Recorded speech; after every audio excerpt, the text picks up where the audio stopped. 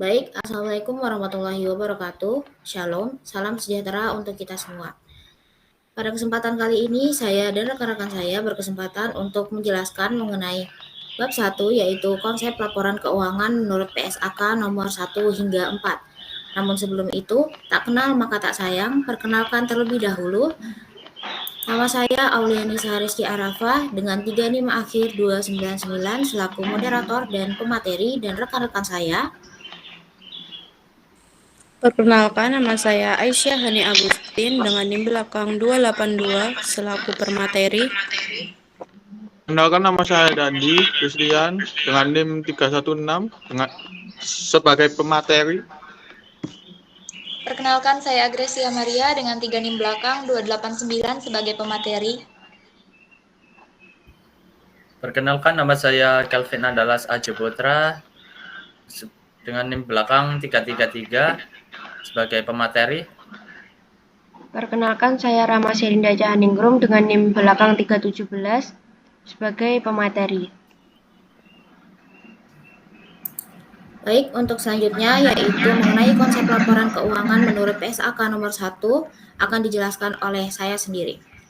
Nah, menurut PSAK nomor 1, laporan keuangan adalah suatu penyajian terstruktur dari posisi keuangan dan kinerja keuangan suatu entitas.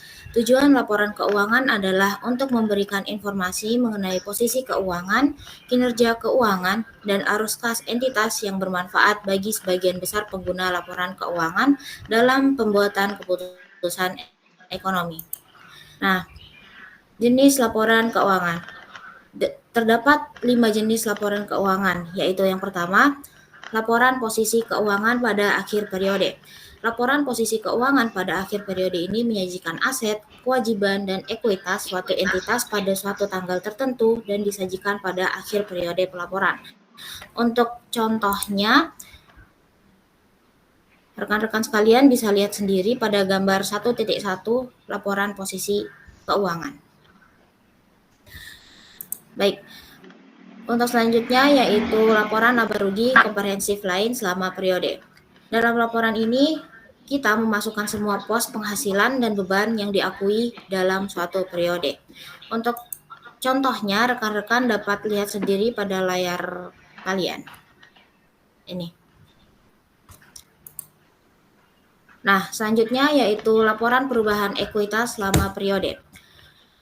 Laporan perubahan ekuitas selama periode ini menyajikan laba atau rugi entitas suatu periode, pos pendapatan dan beban yang diakui secara langsung dalam ekuitas untuk periode tersebut, pengaruh perubahan kebijakan akuntansi dan koreksi kesalahan yang diakui dalam periode tersebut, dan jumlah investasi oleh dan dividen dan distribusi lain ke pemilik ekuitas selama periode tersebut. Selanjutnya yaitu laporan arus kas selama periode. Pada laporan arus kas selama periode ini menyajikan informasi yang memungkinkan pengguna untuk mengevaluasi perubahan dalam aset neto entitas, struktur keuangannya, dan kemampuannya untuk mempengaruhi jumlah serta waktu arus kas dalam rangka penyesuaian terhadap keadaan dan peluang yang berubah. Untuk contoh laporan perubahan ekuitas dapat kalian lihat pada layar kalian. Ini merupakan contoh laporan perubahan ekuitas tadi. Dan yang terakhir yaitu catatan atas laporan keuangan yang berisi kebijakan akuntansi yang signifikan dan informasi penjelasan lain. Calc disajikan secara sistematis sepanjang hal tersebut praktis terkait dalam catatan atas laporan keuangan. Calc menyajikan informasi tentang dasar penyusunan laporan keuangan dan kebijakan akuntansi tertentu dan memberikan informasi tambahan yang tidak disajikan dalam laporan keuangan, tetapi relevan untuk memahami laporan keuangan.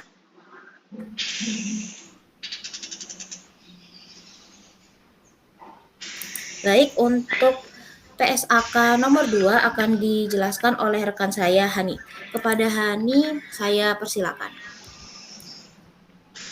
Permisi Terima rekan kasih atas Hani, waktunya, moderator. suaranya tidak dapat terdengar.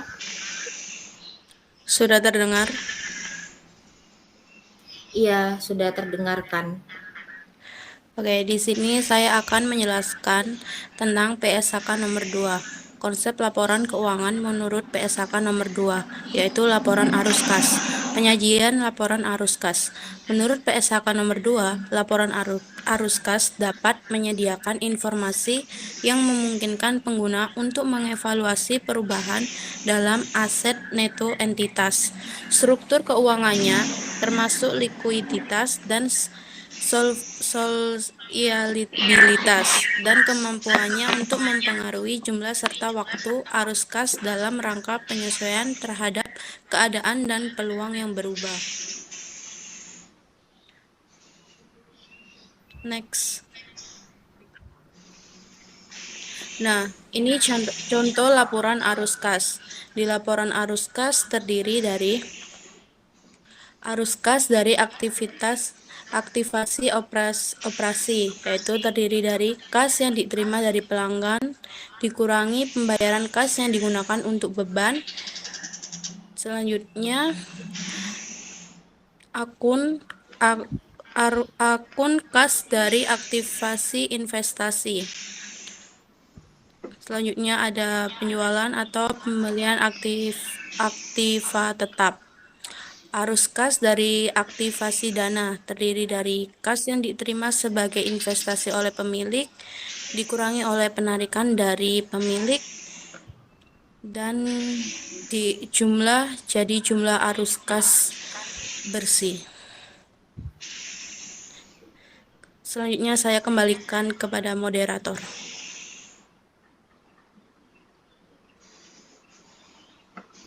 Baik, terima kasih rekan Hani atas penjelasannya. Untuk selanjutnya yaitu materi mengenai PSAK nomor 3 dan 4 akan dijelaskan oleh rekan-rekan saya yaitu Dandi dan Agres. Kepada Dandi dan Agres saya persilakan.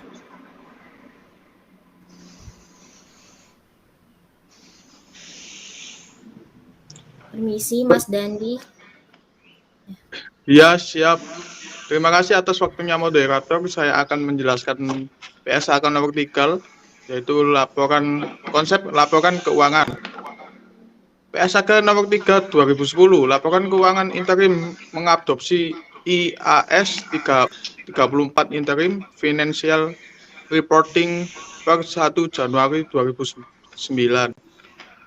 dan diisahkan oleh Dewan Standar Akuntansi Keuangan Ikatan Akuntansi Indonesia atau yang disebut dengan DSAK IAI pada tanggal 20 Oktober 2010. PSAK 3 2010 menggantikan PSAK 3 pada tahun 1994 dan PAI 1984 bab 2 pasal 8. Penyesuaian PSAK 3 2014 mengadopsi IAS 34 efektif per 1 Januari 2014 dan diisahkan oleh DSAK IAI pada tanggal 27 Agustus. FYI, jika entitas menerbitkan laporan keuangan lengkap dengan laporan keuangan interimnya, maka format dan isi laporan keuangan interim tersebut sesuai dengan pernyataan PSAK 1. Penyajian laporan keuangan jika entitas menerbitkan laporan keuangan ringkas dalam laporan keuangan interimnya, maka laporan keuangan ringkas tersebut mencakup minimum setiap judul dan sub jumlah yang termasuk dalam laporan keuangan tahunan terkini dan catatan penjelasan tertentu sebagaimana diisyaratkan. Next slide.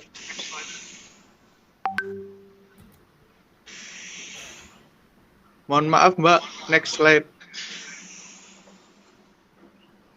Oke, di sini ada 5 isi laporan keuangan interim. 1. Laporan posisi keuangan ringkas. 2. Laporan laba rugi dan penghasilan komprehensif lain ringkas baik digabung maupun dipisah.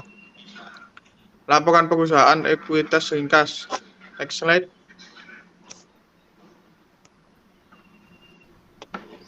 Laporan arus kas ringkas. catatan dan catatan penjelasan tertentu. Oke, untuk slide-nya mohon diundur satu slide. Saya akan jelaskan. Nah, untuk laporan posisi keuangan ringkas, laporan posisi keuangan juga bisa diartikan sebagai ringkasan dari kondisi aset, kewajiban, serta ekuitas bisnis suatu perusahaan. Yang kedua, laporan laba rugi komprehensif adalah laporan keuangan yang mengukur seberapa besar keberhasilan perusahaan, contoh dan unsur penghasilan. Untuk yang ketiga, laporan perubahan ekuitas adalah merupakan salah satu dari laporan keuangan yang harus dibuat oleh pemerintah pusat atau daerah yang menggambarkan peningkatan atau penurunan aktiva bersih selama periode yang bersangkutan berdasarkan prinsip pengukuran tertentu yang dianut. Next slide.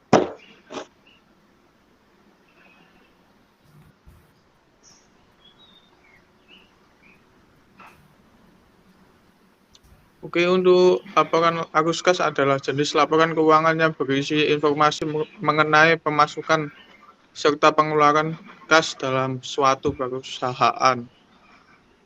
Yang berikutnya, catatan penjelasan tertentu sebagaimana disyaratkan oleh pernyataan ini, pos atau catatan tambahan termasuk dalam laporan keuangan tersebut jika kelalaian. Untuk materi selanjutnya akan disampaikan oleh Mbak Agresia. Dan ini Baik. contoh. Oke, silakan. Baik, terima kasih atas kesempatannya. Di sini saya akan menjelaskan mengenai konsep laporan keuangan menurut PSAK nomor 4, yaitu laporan keuangan tersendiri. Nah, menurut PSAK nomor 4, laporan keuangan tersendiri adalah laporan keuangan yang disajikan oleh entitas, di mana entitas tersebut dapat memilih untuk sebagaimana yang dipersyaratkan dalam persyaratan ini. Mencatat investasinya pada entitas anak, entitas asosiasi dan ventura bersama pada biaya perolehan sesuai dengan PSAK 55 instrumen keuangan, pengakuan dan pengukuran atau menggunakan metode ekuitas seperti yang dideskripsikan dalam PSAK 15, investasi pada entitas asosiasi dan ventura bersama laporan keuangan tersendiri hanya dapat disajikan sebagai informasi tambahan dalam laporan konsolidasian. Kemudian entitas induk tidak dapat menyajikan laporan keuangan tersendiri sebagai laporan keuangan bertujuan umum. Laporan keuangan tersendiri minimal terdiri dari laporan posisi keuangan, laporan laba rugi dan penghasilan komprehensif lain, laporan perubahan ekuitas, dan laporan arus kas. Next slide.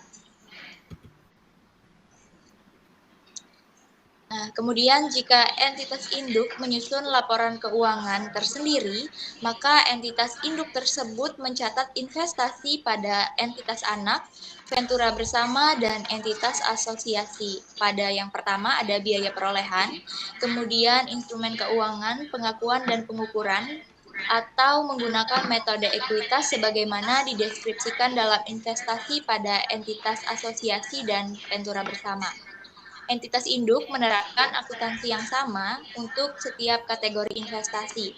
Investasi yang dicatat pada biaya perolehan atau menggunakan metode ekuitas dicatat sesuai dengan aset tidak lancar yang dimiliki untuk dijual dan operasi yang dihentikan. Ketika investasi tersebut diklasifikasikan sebagai dimiliki untuk dijual atau untuk didistribusikan, atau termasuk kelompok lepasan yang diklasifikasikan sebagai dimiliki untuk dijual atau untuk didistribusikan. Pengukuran investasi yang dicatat sesuai dengan PSAK 55 tidak berubah dalam keadaan yang demikian. Selanjutnya saya serahkan kepada moderator. Baik, terima kasih atas penjelasannya rekan Dandi dan rekan Agres. Untuk selanjutnya, materi konsep dasar dan prinsip akuntansi akan dibawakan oleh rekan Calvin. Kepada rekan Calvin saya persilakan. Oke, terima kasih Mbak Moderator. Di sini saya akan menjelaskan konsep dasar akuntansi. pengertian akuntansi. Dalam buku IAI berbasis SAK, Etap menjelaskan bahwa secara teknis, akuntansi merupakan kumpulan prosedur-prosedur untuk mencatat, mengklasifikasikan, mengikhtisarkan, dan melaporkan dalam bentuk laporan keuangan. Pengelolaan keuangan yang baik dan transparan memerlukan pengetahuan dan keterampilan akuntansi secara baik. Akuntansi juga dapat diartikan sebagai rangkaian proses yang meliputi kegiatan-kegiatan mengidentifikasi dan pencatatan, pengelompokan, peringkasan, pelaporan, penganalisaan, dan penafsiran tentang informasi keuangan yang terjadi pada suatu unit usaha sehingga dapat dijadikan dasar untuk pengambilan keputusan oleh pihak-pihak yang berkepentingan. Next slide.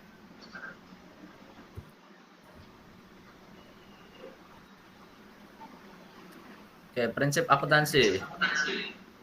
Yang pertama, prinsip kesatuan usaha mengharuskan adanya pemisahan yang tegas antara harta dan kewajiban perusahaan dengan harta dan kewajiban pemiliknya atau harta dan kewajiban pihak lain. Yang kedua, prinsip kontinuitas, yaitu anggapan bahwa akuntansi diterapkan pada suatu unit usaha yang didirikan untuk jangka waktu yang tidak terbatas atau dalam keadaan normal. Kegiatan usahanya akan berlangsung terus. Yang ketiga, prinsip konservatisme, yaitu ketentuan yang mengharuskan menerapkan sikap kehati-hatian dalam hal melaporkan laba. Dalam penerapannya, prinsip ini tidak mengakui adanya laba atas transaksi yang belum direalisasi, sedangkan untuk kerugian yang akan terjadi harus diakui dan dilaporkan. Next slide. Yang keempat, prinsip konsisten, yakni suatu ketentuan yang menuntut konsistensi dalam menerapkan metode-metode atau ketentuan-ketentuan dalam penyusunan laporan keuangan. Artinya, jika suatu metode telah diterapkan pada suatu periode, maka metode tersebut harus diterapkan kembali pada periode berikutnya. Yang kelima, prinsip cukup berarti. Prinsip ini menekankan pentingnya mencatat pos-pos yang dianggap material, yaitu yang berpengaruh pada analisis dan keputusan dari informasi dalam laporan keuangan. Yang keenam, prinsip lengkap. Artinya bahwa laporan keuangan harus disajikan lengkap dengan keterangan-keterangan yang diperlukan sebagai pendukung, serta tidak ada yang disembunyikan. Yang ketujuh, prinsip dapat dimengerti. Maksudnya, semua data dan informasi penting yang disajikan dalam laporan keuangan harus diungkapkan sejelas-jelasnya sehingga dapat dimengerti oleh para pemakai laporan keuangan tersebut. Untuk selanjutnya, saya serahkan kembali kepada Mbak Moderator. Terima kasih. Baik, terima kasih rekan Calvin atas penjelasannya.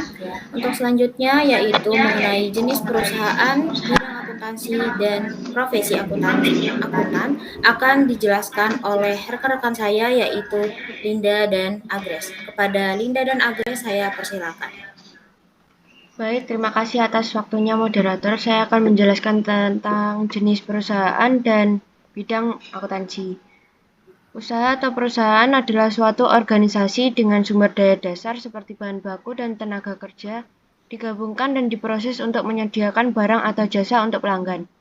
Berdasarkan aspek kegiatan usaha, perusahaan dibagi menjadi 3 jenis, yaitu yang pertama perusahaan jasa, yang menyediakan atau memproduksi dan menjual jasa untuk pelanggan. Contohnya ada sebagai berikut, yaitu properti dan real estate, Ciputra Development, transportasi, infrastruktur, dan utilitas, yaitu Garuda Indonesia. Next slide.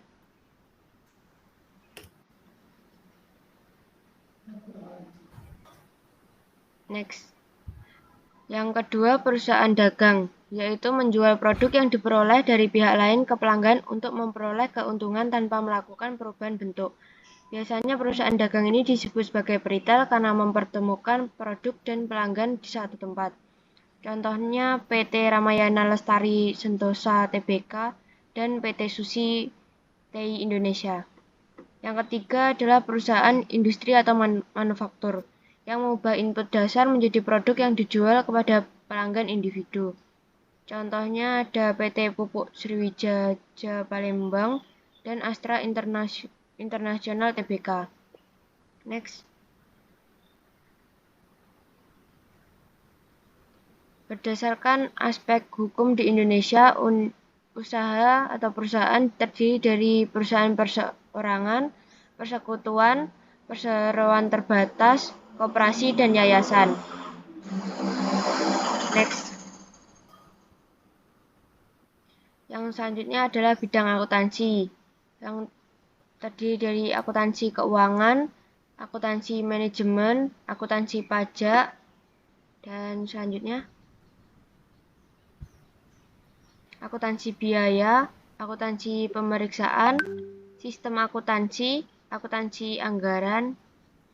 Selanjutnya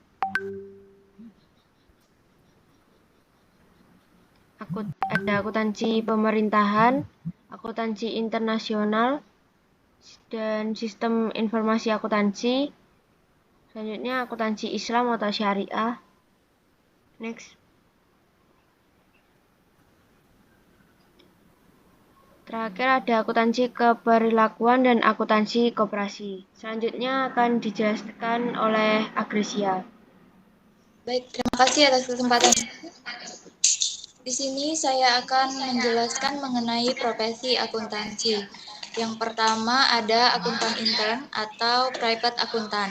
Private akuntan ini adalah akuntan yang bekerja secara internal di dalam suatu perusahaan sebagai karyawan, menerima gaji dari perusahaan tersebut dan bertugas untuk mempersiapkan informasi keuangan, menyusun anggaran untuk perusahaan di mana mereka bekerja. Kemudian ada akuntan publik atau ekstern, yaitu publik akuntan, di mana akuntan ini bekerja dengan membuka kantor akuntan publik atau yang kita kenal dengan KAP dengan izin dari Menteri Keuangan dan memberikan pelayanan kepada perusahaan dalam bidang audit, penyusunan sistem akuntansi dan jasa lainnya secara independen.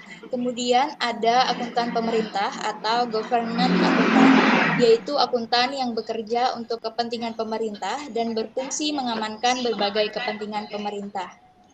Lalu ada akuntan pendidik, akuntan yang mengabdikan dirinya dalam suatu institusi pendidikan, penelitian ilmiah, dan pengembangan ilmu akuntansi yang bertugas mempersiapkan, membimbing, dan melatih anak didik untuk menjadi akuntan profesional.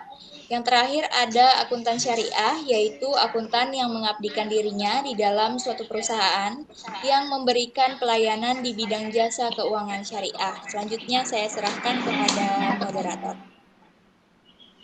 Baik, terima kasih rekan-rekan sekalian.